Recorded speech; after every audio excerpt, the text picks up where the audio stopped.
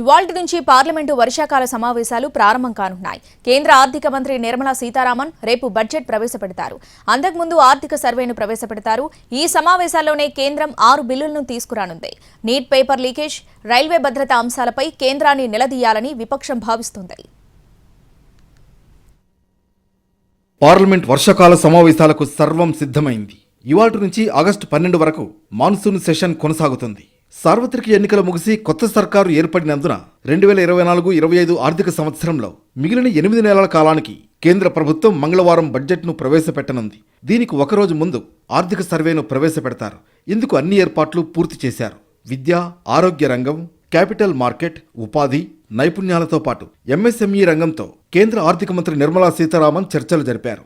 ప్రభుత్వ విధానాలను మెరుగుపరిచేందుకు ఆర్థికవేత్తలతోనూ ఆమె సమావేశమయ్యారు. రానున్న బడ్జెట్లో ద్రవ్యలోటు తగ్గింపుపై దృష్టి సారించాలని ఫైనాన్స్ ఎక్స్పర్ట్స్ టీం కేంద్ర మంత్రికి సూచించింది. అంతేకాకుండా ఉపాధి కల్పనలో వేగం పెంచాల్సిన అవసరం ఉందని తెలిపింది. మూలధన వ్యయాన్ని పెంచాల్సిన అవసరాన్ని కూడా ఆర్థికవేత్తలు ప్రస్తావించారు. వ్యవసాయ రంగానికి బడ్జెట్లో కేటాయింపులు పెంచాలని రైతు సంఘాలు ఆర్థిక మంత్రిని కోరాయి. మునుపటి మాదిరిగానే ఈసారి కూడా పేపర్లెస్ ఫార్మాట్లోనే బడ్జెట్ సమర్పిస్తారు.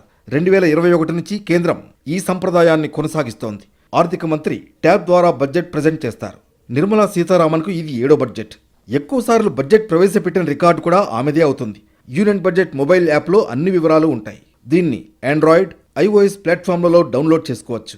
యూనియన్ బడ్జెట్ వెబ్ పోర్టల్ నుంచి కూడా యాప్ను డౌన్లోడ్ చేసుకోవచ్చు. ఈ సమావేశాల్లోనే కేంద్రం 6 బిల్లులను తీసుకురానుంది. మరోవైపు నీట్ పేపర్ లీకేజీ, రైల్వే భద్రత అంశాలపై కేంద్ర సర్కారును నిలదీయాలని విపక్షం భావిస్తోంది. ప్రభుత్వ రంగ బ్యాంకుల్లోని సర్కారు వాటాను 51% కన్నా దిగువకు తగ్గించుకునే యత్నాలను అడ్డుకుంటామని కాంగ్రెస్ ఇప్పటికే ప్రకటించింది.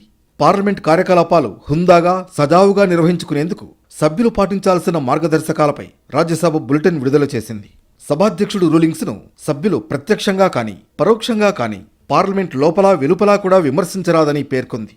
సభ లోపల వందే మాతరం, జై హింద్ వంటి నినాదాలు ఇవ్వరాదని, ప్లకార్డులు ప్రదర్శించరాదని స్పష్టం చేసింది. ఎగువ సభలోకి వచ్చే సమయంలో, సభ నుంచి వెళ్లే సమయంలో ప్రతి సభ్యుడు అధ్యక్ష స్థానానికి తలవంచి అభివాదం చేయాలంటూ రాజ్యసభ సభ్యుల కోసం రూపొందించిన హ్యాండ్బుక్లోని నిబంధనలను మరోసారి గుర్తు చేసింది.